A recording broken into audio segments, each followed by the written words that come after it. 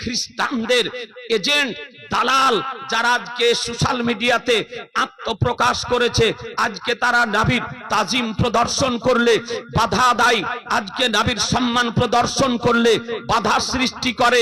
এ বেরাদার একটু চিন্তা করে দেখবেন, আমরা আহলুস সুন্নাত ওয়াল জামাতের ব্যক্তি দাঁড়িয়ে গিয়ে ইয়া নবী সালামু আলাইকা, ইয়া রাসূল সালামু আলাইকা, ইয়া হাবিব সালামু আলাইকা, সালাওয়াতুল্লাহি আলাইকা দাঁড়িয়ে একটু সালাম পেশ করি, আজকে তার বিরোধিতা করা হয়।